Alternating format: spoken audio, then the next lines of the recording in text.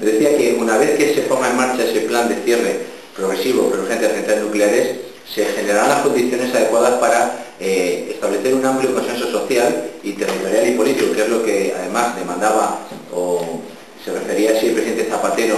cuando habló de esta cuestión de los residuos reactivos en el Congreso de los Diputados en el año 2006, en el debate de Estado de la Nación. Dijo que tendría que haber un amplio y previo consenso social con las organizaciones de defensa del medio ambiente, un amplio consenso territorial y político, cosa que el procedimiento que ha iniciado el Ministerio de Industria no ha logrado, como bien sabéis. Por lo tanto, una vez puesto en marcha ese plan, lógicamente se podrá generar un consenso social para ver qué se hace con los residuos que ya están generados. Y en ese sentido, desde el punto de vista de Greenpeace, claro, evidentemente no es lo mismo gestionar 3.000 y pico toneladas que hay ahora creadas que 6.700 o 7.000 o más que pretende la industria nuclear, porque en cuanto al coste económico de esa gestión será menor cuanto menos residuos se generen, y el coste social y medioambiental también lógicamente se minimizaría. Pero nosotros creemos que la opción menos mala es la de mantener los residuos radiactivos en las centrales nucleares donde se han generado, almacenados de forma individualizada, es decir, lo que se llaman almacenes individualizados, como por ejemplo hay ahora en la central nuclear de Zorita, que se está desmantelando, y en contenedores en seco. Y de esta manera se evitarían los transportes radiactivos, que son sumamente peligrosos, se evitaría almacenar en un solo lugar una enorme cantidad de residuos radiactivos, cuya manipulación es extremadamente peligrosa, y creemos también que no tiene por qué haber un centro de experimentación nuclear con un reactor experimental nuclear, con manejo de combustible, con generación de más residuos radiactivos, porque esto ni es necesario ni realmente es conveniente desde el punto de vista de la seguridad. Desde luego el almacén centralizado tiene una gran cantidad de problemas, entre ellas que estos residuos que están cientos de miles de años emitiendo radiactividad van a emitir gases radiactivos que van a tener que ser liberados a la atmósfera por las chimeneas que tiene, y así se pueden ver los dibujos de los folletos de empresa que tiene este almacén. Por ahí saldrán gases radiactivos que inevitablemente van a ser generados en las reacciones de desintegración nuclear que hay en los residuos. Se genera una enorme cantidad de calor, porque estos residuos están a miles de grados de temperatura, y si hay algún problema en la evacuación del calor, porque se rompan las chimeneas por un accidente meteorológico o por ejemplo, que caiga una avioneta sobre esas chimeneas, no estaría asegurado la evacuación de calor y podría producirse una explosión, un accidente, por lo tanto, que libera radiactividad. En el manejo del combustible, que tiene que ser automatizado, porque si una persona estuviera delante de los elementos de combustible nuclear sin ningún tipo de blindaje, en tan solo menos de medio minuto podría recibir una dosis letal de radiactividad. En esas manipulaciones ya ha habido accidentes, como en la central de Cofrentes, en la que se han caído los elementos de combustible al suelo, y si eso sucediera y se rompiera el elemento, habría una contaminación radiactiva importante. Y luego los transportes, que son uno de los elementos más preocupantes, porque en primer lugar existen muchas posibilidades de accidente que permitirían la liberación de radiactividad. Incluso estos transportes podrían ser objeto fácilmente de un ataque terrorista, porque son transportes que tienen que ir muy lentos,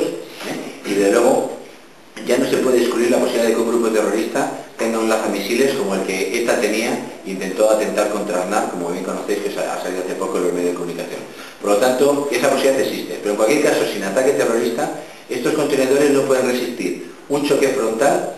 a más de 50 km por hora, es decir, si en el transporte por carretera o por ferrocarril hubiera un accidente y impactara sobre los contenedores a más de 50 km por hora, lo que es fácilmente previsible, se romperían los contenedores. Un choque a más de 16 km por hora con una superficie punzante, es decir, una viga, un trozo, una estructura metálica de un camión o de un tren que chocara con eso, a más de 16 km por hora, que es una cantidad relativamente pequeña, también se podrían romper los contenedores. Y no resisten más allá de 30 minutos un incendio de 800 grados de temperatura, con lo cual se ha visto superado en muchísimas condiciones de accidente de combustible, con fuegos de combustible. Estas condiciones que digo son las que exige la Agencia Internacional de Energía Atómica, y son realmente insuficientes, porque claro, es imposible hacer indestructibles estos contenedores, y hacerlos más resistentes de lo que exige la Agencia Internacional de Energía Atómica supondría un coste elevadísimo. Por lo tanto, estos contenedores son realmente muy suficientes y no estaría resuelto su resistencia en caso de un accidente, incluso del tipo de circulación. Por lo tanto, creemos que hay que evitar este tipo de transportes, que serían más de 600, entre 600 y 1000 desde las centrales nucleares al lugar donde se instalara hipotéticamente ese cementerio nuclear centralizado, Y luego el almacén, como viene en el proyecto, va acompañado de un centro de experimentación nuclear conocidos por el Centro Tecnológico Asociado, para evitar mencionar la palabra nuclear, donde se recoge en la resolución del 29 de diciembre, se desarrollarán actividades de combustible nuclear, química avanzada, radiactividad, etc., ¿no? Aquí se trata de practicar con técnicas de transmutación nuclear, que consiste en bombardear con partículas subatómicas elementos radiactivos para intentar, hipotéticamente, convertirlos en elementos de menor vida radiactiva. Pero esto es una tecnología que lleva muchas décadas en experimentación y no se logra avanzar en realmente nada. Y, claro, está sometido a una serie de procesos experimentales que pueden dar lugar a accidentes. Y, de luego, no hay que olvidar que en ese centro se generarán residuos radiactivos. Creemos que no es tampoco razonable traer ese tipo de centros de experimentación nuclear a lugares que no han sido, no han visto hasta ahora de ningún tipo de contaminación radiactiva, se han visto libres de la contaminación radiactiva. Por eso, por todos estos motivos, nos oponemos y creemos que sería muy desacertado construir ese cementerio nuclear en la Tierra de Campos o en Castilla y León. Desde luego creemos que la sociedad de Castilla y León se tiene que movilizar y la comunidad autónoma de Castilla y León debería oponerse rotundamente a este cementerio nuclear, como lo han hecho ya en Cataluña y en Castilla-La Mancha, y creemos que no es normal que en estos lugares donde los pueblos candidatos están en torno a centrales nucleares, se vayan a oponerse por todas las razones que hemos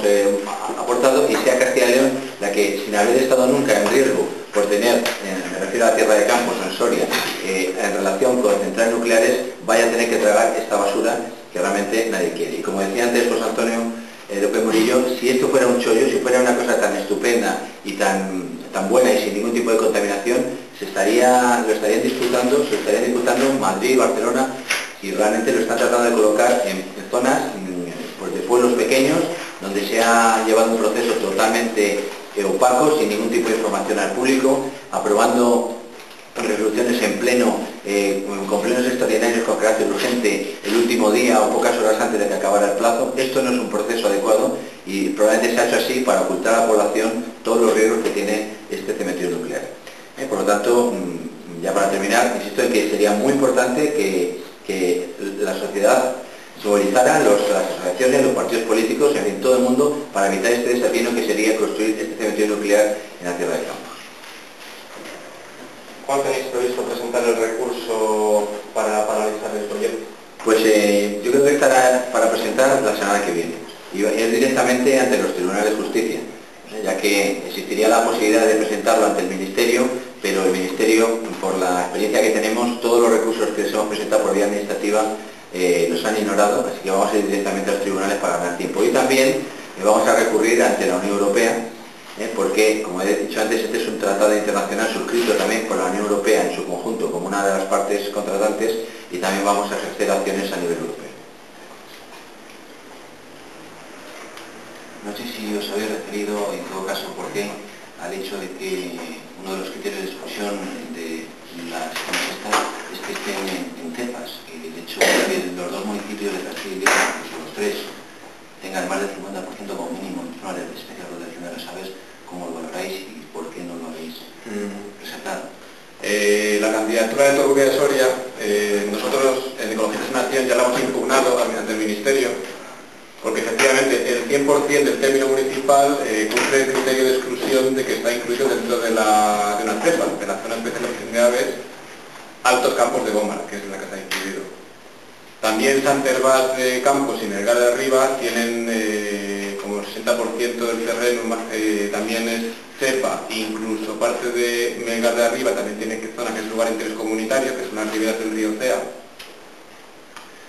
Y también será un argumento que utilicemos pues, para tumbar este proyecto en Castilla y León, porque evidentemente si tiene sentido proteger determinadas especies de aves en estas zonas, más sentido tiene proteger a la población, que vamos a ser todos afectados por la radiactividad. La radiactividad no distingue entre aves y personas, ni distingue entre provincias ni límites administrativos. Evidentemente, si hay protección para las aves, tiene que haber protección para todo el mundo. Y desde luego la radiactividad es una amenaza para todos.